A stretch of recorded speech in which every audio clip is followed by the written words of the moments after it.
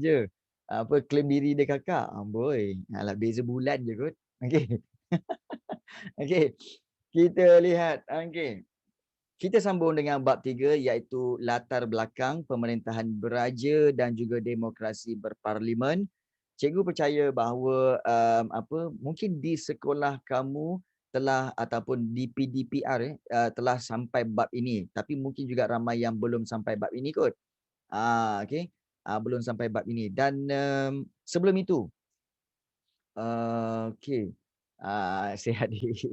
Baik, sebelum itu, kejap cikgu hampir terlupa, sekejap. Sebenarnya cikgu ada nota baru untuk okey, terima kasih banyak Amira Aida. Okey, lupalah pula. Okey. Baik, Majlis Sultan-Sultan semasa Melayu Union ni, okey, kalau kita lihat, okey, semasa Melayu Union itu apabila mereka mengetepikan raja-raja, so Melayu Union itu telah menubuhkan dua majlis, Majlis Undangan dan Majlis Eksekutif.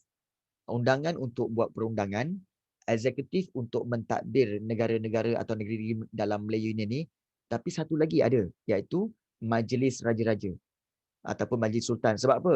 Sebab setiap negeri yang diperintah tu ada sultan rupanya. So, sultan-sultan dikumpulkan pada satu tempat, iaitu Majlis Sultan-Sultan. Itu sebenarnya dipanggil Majlis Sultan-Sultan semasa Melayu Union tu diwujudkan di Tanah Melayu. So, di bawah Melayu Union Order in Council nombor 2, 1946, Majlis Sultan-Sultan itu dipengerusikan oleh Gubernur Malayan Union. Nak meeting raja-raja. Tapi chairman dia adalah Gubernur Malayan Union. Tak ke macam bengang je raja-raja ni. Raja-raja memang bengang. Raja-raja tak suka. Raja-raja memang tak nak Malayan Union. Tapi Malayan Union, British telah buat buat dia punya Majlis Sultan-Sultan dan pengurusinya pula adalah Gubernur Malayan Union. Dan kalau kita lihat, ahli majlis itu 9 orang Raja Melayu dan 3 pegawai kanan. Pegawai kanan British. 9 orang Raja Melayu, cikgu. Betul ke memang 9? Memang. Sampai sekarang, Raja-Raja Melayu kita 9 orang je. Tapi negeri kita ada 14. Memanglah negeri kita 14. Kan? Tapi 5 lagi negeri itu tak ada raja. Iaitu apa? Iaitu Pulau Pinang, Melaka, kemudian juga Sabah, Sarawak. Okey. Pulau Pinang, Melaka, Sabah, Sarawak. Kemudian wilayah persekutuan. Ni semua tak ada raja. Nampak tak? Jadi itulah sebenarnya negara kita. So, kemudian kita lihat yang atas nombor 4. Antara fungsi. Okey, apa fungsi Majlis Sultan-Sultan ni? Okey, membincangkan undang-undang berkaitan dengan agama Islam dan menasihati gubernur tentang perkara yang dibangkitkan oleh Raja-Raja Melayu. Menzat Raja-Raja Melayu ni hanya berkuasa dalam bidang adat dan juga agama Islam. Namun, take note nombor 5 ni, nombor 5 paling penting, iaitu apa tahu? Majlis tersebut tidak pernah diwujudkan dalam tempoh Malayan Union. Sebab apa? Raja-raja menentang pelaksanaan Malayan Union tu. Diorang tak nak. Jadi diorang tak pernah datang pun semasa Majlis Sultan-Sultan ini. Tak pernah datang semasa meeting ya. So keanggotaan Majlis Sultan-Sultan Melayu Union adalah Gubernur Melayu Union, kemudian 9 orang Raja Melayu, kemudian Ketua Setiausaha Melayu Union, Penasihat Undang-Undang dan Setiausaha Kebangsaan. Ini plan dia. Maknanya anggota itu dianggotai oleh Gubernur Melayu Union dan 9 orang Raja-Raja Melayu. Tapi pernah buat mesyuarat? No. Tak pernah wujud. Sebab Sultan-Sultan atau Raja-Raja Melayu menentang Malayan Union. Nampak? Bagus tak? Raja-Raja Melayu bersama-sama dengan rakyat. Ya, betul. Sebenarnya, British, diorang nak buat Majlis Sultan-Sultan tu atas paper je. Majlis Sultan-Sultan tu, Council of Sultans tu atas paper je. Oh, nama yang akan menjadi ahli ialah Sultan Selangor, Sultan Perak, Sultan Kedah dan Senarai. Tapi bila dipanggil untuk buat meeting, diorang semua tak datang. Raja-raja semua tak nak datang. Sebab apa? Ya, betul. Selama 1 tahun 10 bulan tu, raja-raja tak nak datang. Tak nak join. Sebab apa? Sebab mereka hilang kuasa. Mereka hanya boleh bincang tentang undang-undang dan bincang tentang berkaitan undang-undang berkaitan agama dan adat. Tak ada. Tak ada. Bila dipanggil, tak ada yang muncul. Bila dia dipanggil, tak ada yang muncul, macam mana nak buat meeting? Kan? Tak cukup quorum. Jadi tidak berlangsunglah sebenarnya. Tak berlangsung. Nampak tak? Punyalah hebat sultan-sultan kita ya. Yang buat Majlis Sultan-Sultan ni bukan sultan-sultan. Kerajaan British yang buatkan Majlis Sultan-Sultan tu. Kerajaan British yang buatkan Majlis Sultan-Sultan untuk sultan-sultan meeting. Tapi sultan-sultan kita tak nak. Sebab kami tak mahu Melayu Union. Nampak? Perjuangan. Ingat kalau kita tengok, sultan tak ada buat apa-apa pun, raja tak buat apa-apa pun. Ada. Tanggungjawab dia besar. Nampak? Dan dia bersama rakyat. Kalau dalam kes-kes penjajahan ni, dia bersama rakyat. Kena ingat tu. Okay. So, itu yang kita katakan sebagai Majlis Sultan-Sultan semasa Malayan Union. Okay. Baik. Seterusnya, kita lihat iaitu semasa Majlis Raja-Raja, kita nak lihat semasa Persekutuan Tanah Melayu. Kita tahu 1948 Okey. Ingat flow dia. Mula-mula tadi Durbar.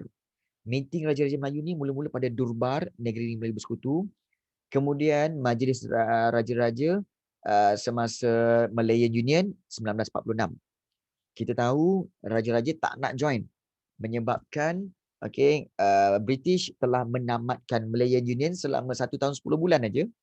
Kemudian pada 1 Februari British telah memperkenalkan Persekutuan Tanah Melayu iaitu 1 Februari 1948. 1948 memperkenalkan Persekutuan Tanah Melayu. Waktu inilah raja-raja dikembalikan kuasanya.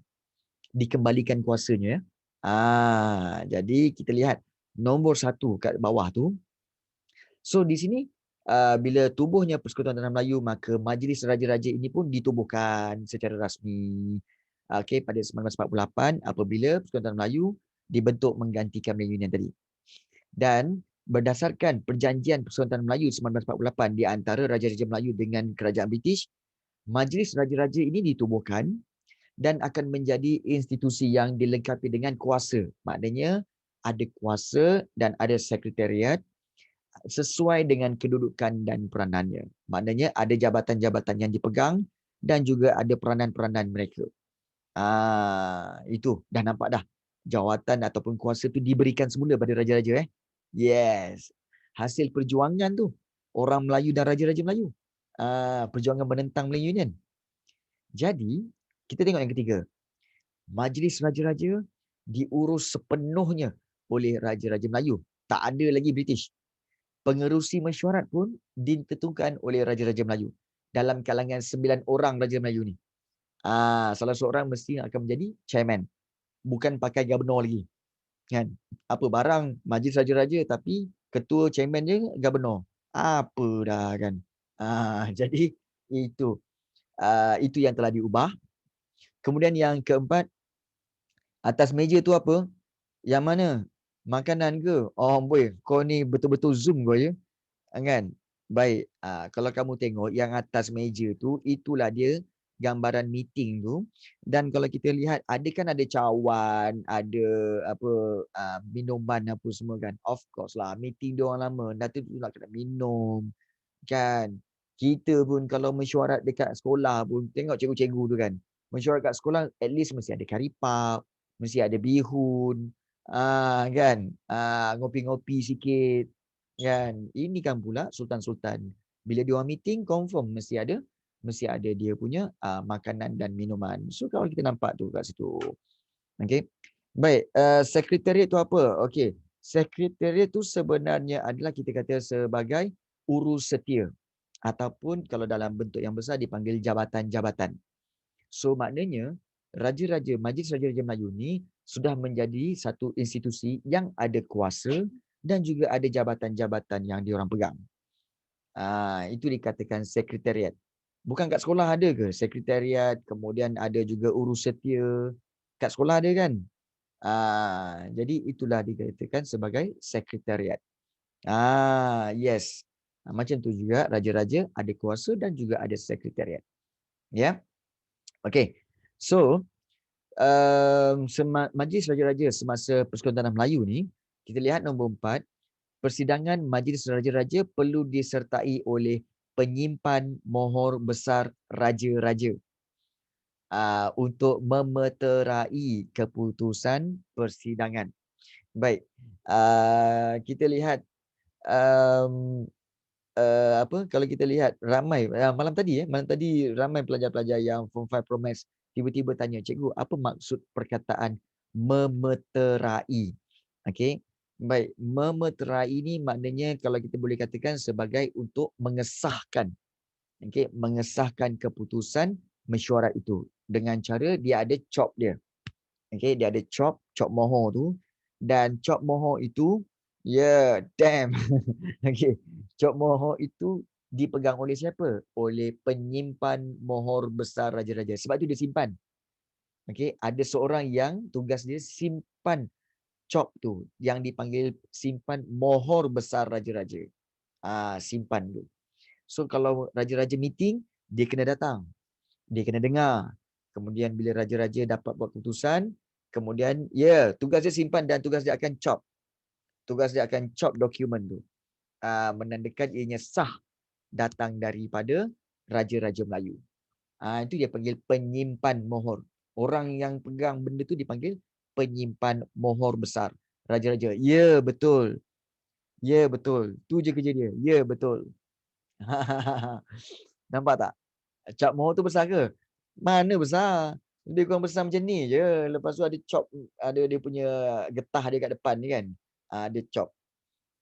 Macam tapi bukan getah lah kot. Cikgu rasa dia memang buat daripada tembaga tu.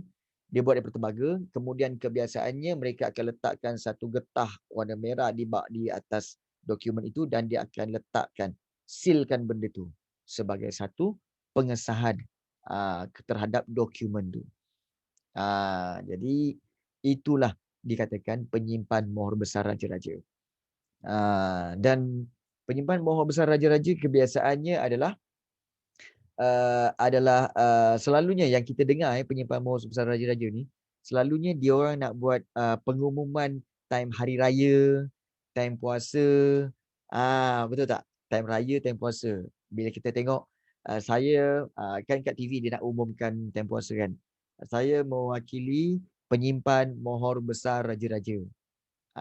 Biasanya dia tu mewakili penyimpan mohor besar raja-raja. Kenapa penyimpan mohor besar raja-raja? Sebab penyimpan mohor besar raja-raja itulah yang simpan dokumen tu, yang sealkan dokumen tu.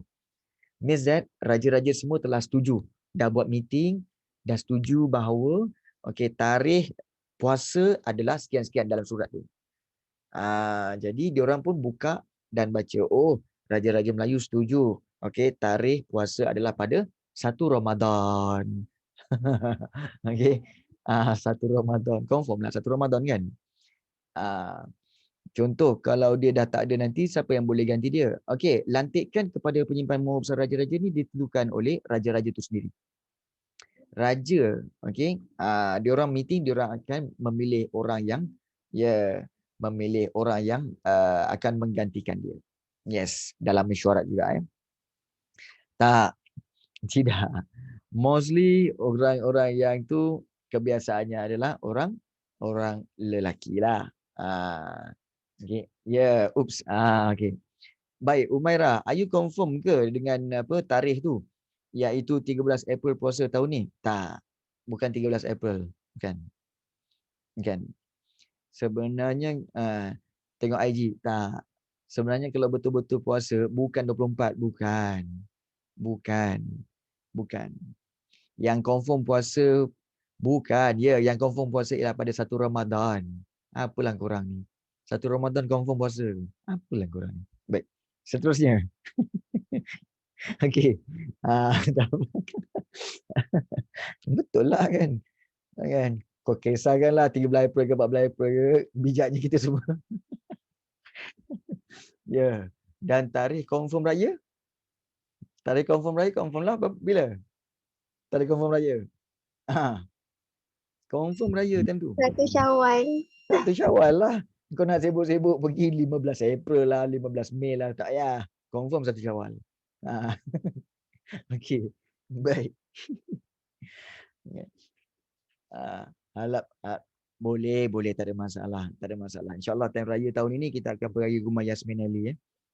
Kita beraya rumah Yasmin. Okey. Dia kata dia nak buat kuih. Dia kata nak buat kuih. Okey. Pula dah. Okey. So itu nombor 4. Okey. 8 April jangan lupa. Oh, Umairah Balkis punya birthday Umairah Balkis. Baik. Yasmin Naili tolong take note Yasmin tolong take note ada pula ramai nak declare. Okey. Oh ya ke Jauza Amira. Okey. Birthday ngam-ngam buka sekolah. Yasmin take note birthday dia orang ni tiba-tiba semua nak claim birthday masing-masing. Ikutkan je. Kan? Aduh yai. Boy. Oh nak pula Azim dengan Yasmin. Ada. Hai korang ni kan. Okey, jom. Okey, seterusnya kita lihat yang kelima. Nak juga Idina. Okey, tipu je.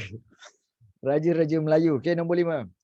Raja-raja Melayu diberi hak dan kuasa untuk mendapat penerangan daripada Persuruhan Tinggi British tentang penggubalan undang-undang dan dasar kerajaan persekutuan. Maksudnya apa tahu? Iaitu Majlis Raja-Raja ni semasa Persekutuan Tanah Melayu, kena ingat, semasa Persekutuan Tanah Melayu 1948, negara kita belum merdeka. So negara kita masih diperintah oleh kerajaan British. Dan kerajaan British itu diketuai oleh Pesuruhjaya Tinggi British. Means that raja-raja Melayu tu walaupun diberi hak dan kuasa, tetapi dia masih lagi perlu mendapat penerangan daripada Pesuruhjaya Tinggi British tentang bagaimana nak gubal undang-undang dan bagaimana membuat dasar-dasar kerajaan. Jadi masih lagi di bawah Pesuruhjaya Tinggi British. Itu Majlis Raja-Raja semasa Persekutuan Tanah Melayu 1948. Berapa lama Persekutuan Tanah Melayu 1948 ni cikgu? Lamalah. Persekutuan Tanah Melayu 1948 berlangsung sampai 31 Ogos 1957. So bila kita merdeka. Kenapa kalau baik Umairah bagi tanya kenapa kena tanya British kalau nak orang Melayu nak merdeka? Kerana British kita selama daripada bila ditubuhkan Negeri Melayu Bersekutu, Negeri Melayu Tidak Bersekutu dan Negeri Negeri Selat, bermaksud negara ini telah dikuasai atau dijajah oleh British. Malah negara kita juga telah didaftarkan di Pejabat Tanah Jajahan London, iaitu sebagai salah sebuah tanah jajahan British. So, sebarang perubahan yang berlaku kepada Tanah Melayu ini perlu mendapat pengetahuan daripada Pejabat Tanah Jajahan. Perlu diketahui oleh Pejabat Tanah Jajahan London. Jadi apabila kita nak merdeka, kemudian memang kita ni pula waktu itu memang memang kita memang dijajah oleh British dan British pula rule every state kat situ. So bila kita nak merdeka, mau tak mau kita kena minta kepada British untuk dilepaskan. Sebab itu kenapa kita kena tanya British, sebab mereka lah yang telah menjajah negara kita. Baik, itulah yang berlaku. Lama tak diorang memerintah? Lama. Hampir 130 tahun. 130 tahun ya. Baik. Bila lama sangat 130 tahun tu, itu yang ramai orang Melayu nak jadi orang putih. Sampaikan bila orang Melayu cakap orang putih sikit salah-salah pun kena gelak. Bila salah sikit kena tegur, cakap bahasa Inggeris tak betul. Jadi come on lah. Kita kan orang Melayu. Cikgu pernah dalam di universiti cikgu cakap cikgu diminta untuk present business proposal di universiti dalam bahasa Inggeris. Dan cikgu punya lecturer pada waktu itu adalah seorang orang Cina yang juga bahasa Inggeris, yang mengajar bahasa Inggeris lah. Dia katakan, as long as we understand what you want to deliver, okay, it's okay. As long as we understand what you want to deliver, kan? Jadi sama ada salah grammar ke, salah sikit-sikit ke, kan? It's okay. As long as you confident to use English. So, yes, kenapa kita mesti nak exactly mesti betul, grammar mesti betul, pronunciation mesti betul. Come on lah. Kita lidah memang lidah ni kan. Yeah. Lidah ni lidah sambal belacan semua kan. Come on lah kan. Come on lah kan. So jangan rigid sangat lah. Kalau ada orang salah sebut, kita pun boleh je salah sebut. Just macam make joke ke apa semua kan. Why not? Come on lah kan. Okay, baik. So kita lihat seterusnya. Majlis Raja-Raja. So kita dah tengok tadi, mula-mula dengan Durbar, Majlis Raja-Raja dalam Durbar, kemudian Majlis Raja-Raja semasa Melayu Union, kemudian Majlis Raja-Raja semasa Persekutuan Tanah Melayu. Okey, dan kali ini kita lihat Majlis Raja-Raja selepas merdeka. Wow. Merdeka 1957. So, kita nak lihat selepas merdeka what happened kepada Majlis Raja-Raja ni. A group of raja ni kan. A group of raja Selepas Persekutuan Melayu 1948 mencapai kemerdekaan pada 31 Ogos 1997. Kita tengok nombor 1 dulu . Peranan Majlis Raja-Raja, fungsi Raja-Raja itu masih kekal. Namun keanggotaannya mengalami perubahan. Rupanya ada pertambahan anggota. Iaitu kalau kita lihat yang nombor 2 tu, iaitu yang di-Pertua Negeri Melaka dan juga Pulau Pinang turut menjadi ahli Majlis Raja-Raja. Maknanya, setiap negeri Melaka dan Pulau Pinang tu ada dia punya yang di-Pertua. Dia bukan sultan, tetapi dia lantikkan daripada agung untuk apa? Untuk menjadi ketua atau yang di-Pertua negeri Melaka dan Pulau Pinang. Jadi yang di-Pertua lah kat situ. So, kalau kita lihat di sini, dan kita lihat nombor 3 tu, iaitu selepas Persekutuan Malaysia dibentuk pada 1963, yang di-Pertua Negeri Sarawak dan Sabah. So Sarawak dan Sabah kan 1963 dah masuk Malaysia. So diwujudkan jawatan yang di-Pertua Negeri Sarawak dan Sabah, dan kedua-dua itu turut join menjadi ahli Majlis Raja-Raja. So yang di-Pertua negeri ni, nombor 4 tidak turut serta dalam mesyuarat khas melibatkan institusi beraja seperti pemilihan yang di-Pertuan Agong dan timbalan yang di-Pertuan Agong. Maksudnya apa? Maksudnya kalau meeting Majlis Raja-Raja ni, cerita pasal nak pilih yang di-Pertuan Agong, 4 orang ni dia tak join. Yang di-Pertua negeri takkan join. Sebab apa? Confirm mereka takkan dipilih. Sebab mereka bukan raja. Nampak tak? So Agong mesti dipilih daripada 9 orang raja itu. 9 orang raja itu. Okay. So itu cerita pasal Majlis Raja-Raja selepas merdeka. Right. Dan inilah dia yang ada tanya tadi kan, iaitu cop mohor besar raja-raja. Mohor besar raja-raja kan. Yang ada tanya tadi, inilah dia cop mohor besar. Nampak tak tu? Dia ada mesin macam tu kan. Itulah mohor besar raja-raja yang dikatakan dipusing untuk stampingkan dokumen itu. Dan mohor besar raja-raja ini lambang kekuasaan dan kedaulatan raja-raja. Betul, corak dia dari dulu sampai sekarang memang sama dan itulah mesinnya. Dia tak ada tidak di upgrade. Why? Because untuk mengekalkan itu sebagai satu tradisi. The only. Nak kekalkan ianya adalah the only. Kalau buat macam biasa sekarang ni, takut ramai pula kat luar pergi buat stamped semua kan meniru pula. Kan. Jadi itulah mesin dia akan pusing sampai dia turun dan dia sealkan dokumen itu. Dan mohor ini disimpan oleh penyimpan mohor besar raja-raja. Dan penyimpan mohor besar raja, maknanya dia simpan mohor besar itu, dia juga adalah setiausaha Majlis Raja-Raja. Means what? Means dia jugalah yang akan mencatatkan segala mesyuarat yang dijalankan oleh raja-raja. So dia akan tulislah minit mesyuarat. Sebab dia setiausaha, so dia menulis minit mesyuarat yang dilakukan oleh raja-raja itu. Lenguh juga nak cop satu kertas. Baik, cikgu, siapa timbalan yang di Pertuan Agong? Baik, timbalan yang di Pertuan Agong adalah kebiasaannya iaitu the next Agong. The next Agong. For example, macam sekarang ni kita tahu Agong datang daripada Pahang. Okey. Sekarang ni Agong datang daripada Pahang. Timbalan dia siapa?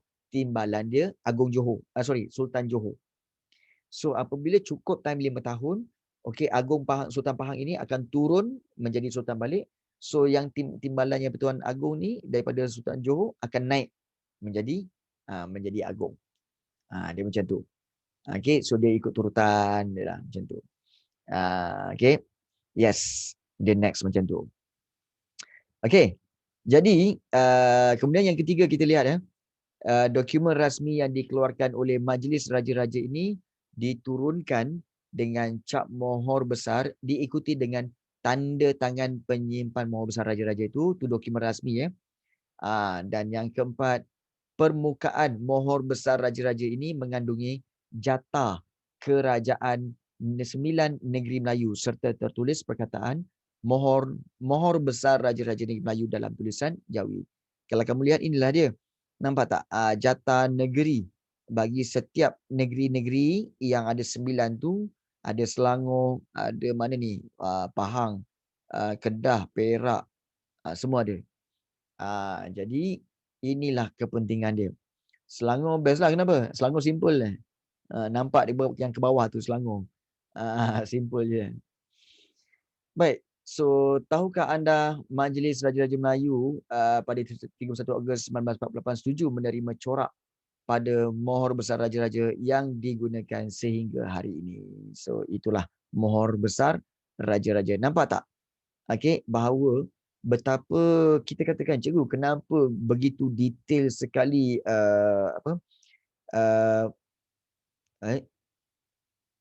kejap.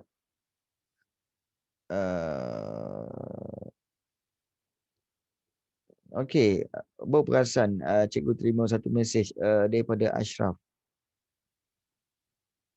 Okey. Kenapa tak masuk-masuk? Macam itulah.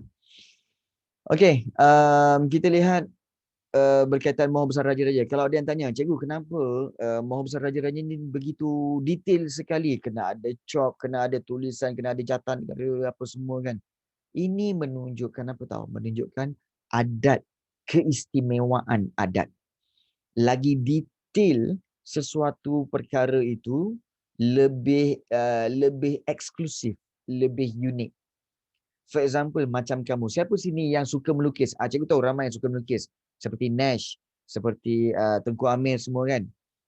Kalau, ya Idina, kalau kamu buat lukisan, kalau setakat conteng-conteng aja kan, kamu rasa biasa. Tapi kalau kamu start melukis dengan very detail, okay, dan satu persatu, bila dah siap, kamu akan kata apa? Uish, ianya sangat berharga. Sebab detail. Detail kat situ. Ya.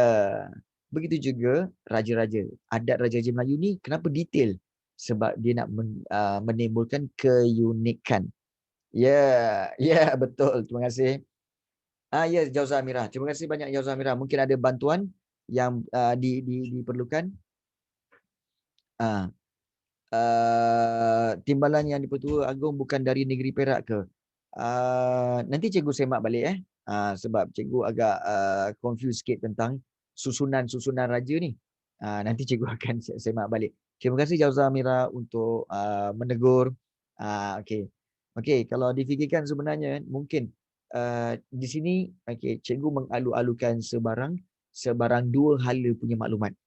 Kalau mungkin kadang-kadang cikgu salah, kamu memberikan maklumat yang betul. So kita akan berlapang dada dan kita why not kita bertukar-tukar maklumat. Oh iyalah, kalau salah cikgu kata salah. Kan? Kalau kamu betul, cikgu kata kamu betul. Okey. So this is ini bukan kelas yang macam kat luar yang one way saja. This is family. Ini adalah kita punya keluarga untuk belajar. This is family. So kita terbuka kepada sebarang kesalahan, sebarang perbincangan, so semuanya. Okay. Baik. So Nash tanya, cikgu, SPM next year keluar syllabus form 1 ke? Uish, kau ni kan. Mana ada? Okay. SPM next year keluar syllabus form 1 ke? Kenapa nak form 1? Bukankah SPM tu covered cover daripada form 4 sehingga form 5? Ayo tanya dia. Jangan. Kalau daripada form 1 bawa ke form 5, semua nak masuk dalam SPM, menangis korang. Mana nak belajar tentang Funan, Champa, Gangga Negara, Majapahit, belum kira Kesultanan Melaka lagi. Yeah. Cikgu sendiri yang ajar sejarah form 1 sampai form 5, cikgu tahulah semua tu. Mau pecah kepala nanti. Janganlah Nash. Anggaplah tu fitnah semata-mata. Fitnah. Anggap tu fitnah. So, abaikan. Kan? Right. So, kita lihat di sini. Pecah otak. Alright. Kita lihat di sini ya. Kedudukan dan juga kita lihat kedudukan Majlis Raja-Raja dalam perlembagaan persekutuan. Okey. Dan apakah fungsi Majlis Raja-Raja? Kalau kita lihat di sini ya. Apa fungsi Majlis Raja-Raja? Ini yang kadang-kadang kita kena clear. Apa fungsi dia? Apa function dia? Baik, berdasarkan peruntukan Perlembagaan Persekutuan, Majlis Raja-Raja ini mempunyai kuasa dan fungsi dalam sistem raja berperlembagaan. Majlis Raja-Raja boleh bertindak menggunakan budi bicara bagi melaksanakan fungsinya. Apa fungsi utama dia? Mereka perlu memilih seorang ketua, memilih yang di Pertuan Agong dan timbalan yang di Pertuan Agong. Diorang kena pilih. Among them. Memilih yang di Pertuan Agong dan timbalan yang di Pertuan Agong. Wish, sekali tengok susunan raja-raja ni macam The Avengers lah. Kan? Macam Avengers lah. Wow. Kan? Jadi assemble Wah. Baik, itu nombor 1, memilih yang di Pertuan Agong dan timbalan yang di Pertuan Agong. Kemudian yang kedua, okey. Ada tanya, cikgu antara semua tu sultan mana yang paling muda? Kalau tak silap cikgu, sultan yang paling muda adalah sultan daripada negeri. No. Cikgu rasa yang paling muda adalah sultan dari negeri ni, negeri Perak, iaitu Sultan Raja Idris. Sultan Idris, okey. Yang tengah-tengah ni Sultan Pahang, sebelah kanan ni Sultan Johor, Sultan Ibrahim, sebelah kanannya lagi. Yang itu adalah bukan Sultan Idris, Raja Nazrin. Sorry. Raja Nazrin. Raja Nazrin, dia adalah Sultan Perak. Rasanya dia paling muda. Dia paling muda. Dan dia pun baru anak 2 orang kot. Anak 2 orang. Ya, Sultan Nazrin lah. Betul-betul. Sultan Nazrin. Betul-betul. Okey. Itu yang paling muda lah. Ya. Anak dia kecil lagi. Yes. Kan. Kahwin pula dengan pramugari ke dengan tak ingatlah kan. Model rasanya. Maklumlah raja-raja kan. Okey. Yang kita ni biasalah. Tuanku Zara Salim. Kan. Iyalah raja-raja kau. Kan. So, kita punya agung pun dapat juga bekas model kan. Julia Rais tu model kot kan. Raja. Kita ni Penasya. Okey. Kita ni Raja Sarida. Okay, seterusnya. Okey. Nombor 1, okey. Tugas mereka iaitu memilih yang di Pertuan Agong dan timbalan yang di Pertuan Agong. Yang kedua, okey, Majlis Raja-Raja ini perlu sama ada bersetuju atau tak bersetuju untuk sebarang undang-undang yang memerlukan persetujuan Majlis Raja-Raja. Means that mereka ada hak untuk mengeluarkan pendapat sama ada nak setuju atau tak setuju tentang undang-undang. Sebarang undang-undang lah. Itu nombor yang kedua. Yang ketiga, kalau kita lihat, mereka akan memberikan nasihat berkaitan dengan pelantikan jawatan tertentu. Contohnya, pelantikan seperti pengerusi Suruhanjaya Pilihan Raya. Kemudian juga mereka akan memberi nasihat untuk lantikan lantikan ahli senat ataupun senator dalam Dewan Negara. Itu pun mereka memberikan nasihat dan banyak lagi lah berkaitan pelantikan-pelantikan jawatan ni. Kemudian yang keempat, menjadi rujukan ataupun reference dalam perubahan dasar, ya, berhubung dengan kedudukan istimewa orang Melayu, Bumi Putera di Sarawak dan Sabah, dan kepentingan sah kaum lain. Contohnya, seandainya ada orang-orang Bumi Putera, contohnya kita katakan suku kaum Iban, Kadazan ke apa semua, yang nak mengubah dasar. Diorang minta, kami nak kami nak hak kami yang lebih. Kami nak hak kami supaya kami memiliki tanah. Sekarang kami nak memiliki sungai. Contoh. Kami nak memiliki sungai. Kami nak memiliki kawasan hutan ini. Jadi, kami nak kedudukan yang lebih baik. Kami nak. Jadi itu, nak tanya pada siapa? Bila dah bincang dengan jabatan semua, mereka akan rujuk kepada raja-raja. So, raja-raja akan pertimbangkan. Macam tu. So, raja-raja menjadi reference, rujukan dalam sebarang perubahan. Perubahan dasar berhubung dengan kedudukan-kedudukan dan hak-hak orang Melayu, Bumi Putera dan kepentingan sah kaum-kaum lain. So, raja jadi reference-nya. Yang kelima, menjadi lembaga pengampunan bagi kes-kes tertentu. Mereka boleh berkumpul, bermesyuarat untuk membincangkan tentang, untuk memberi pengampunan. Sekiranya ada mana-mana pihak yang ingin memohon ampunan daripada raja-raja. Contohnya macam kalau kita lihat sebelum ini, ada kes iaitu kes Anwar Ibrahim, Datuk Seri Anwar Ibrahim, di mana kes dia dulu itu telah mendapat pengampunan daripada Yang di-Pertuan Agong. So itulah melalui lembaga pengampunan. Kemudian yang keenam, memperkenankan perubahan persempadanan negeri setelah mendapat perkenan raja negeri berkenaan. Baik. Cikgu yakin ramai yang macam pening. Cikgu, berbenda perkenan ni. Okey. Memperkenan. Perkenan ni maknanya setuju. Kan. Perkenan ni maknanya setuju. Memperkenankan maknanya mempersetujui. Mempersetujui perubahan sempadan-sempadan negeri setelah mendapat setuju, perkenan tu setuju juga, setuju daripada raja negeri berkenaan. Contoh, kita pernah tahu bahawa Negeri Sembilan dengan Selangor sebelah-sebelah, betul? Negeri Sembilan dengan Selangor sebelah-sebelah tau. Tetapi satu ketika dahulu, sebenarnya Selangor ni sampai ke Lukut, sampai ke Port Dickson. Port Dickson tu dulu Selangor. Port Dickson dulu Selangor. Port Dickson dulu Selangor. Betul. Port Dickson dulu Selangor, Lukut tu Selangor. Tetapi, yes. Namun, apabila mereka berbincang di antara Sultan Selangor dengan Sultan dari Negeri Sembilan, Sultan Sembilan, Raja Negeri Sembilan. So, mereka berbincang pun semua, mereka setuju bahawa, kita exchange. Supaya saiz negeri itu sesuai. Iaitu apa? Sultan Selangor, setuju untuk apa tahu? Ubahkan sempadan negeri. Iaitu, Lukut dengan juga Port Dickson tu serah pada Negeri Sembilan. Serah pada Negeri Sembilan tahu, jadi Negeri Sembilan. Tetapi, daerah Kajang, Semenyih, Beranang itu sebenarnya dulu adalah Negeri Sembilan. Sekarang diserahkan kepada Selangor. Serah kepada Selangor menjadi sebahagian daripada Selangor. So dia orang ubah sempadan negeri. Itu siapa punya kuasa? Itu raja punya kuasa. So siapa yang duduk di Kajang, di Semenyih, di Beranang semua kan? Kalau korang perasan, dia orang tu kadang-kadang cakap pun ada bunyi-bunyi cakap macam Wan Ni Sembilan. Wan Nogoi.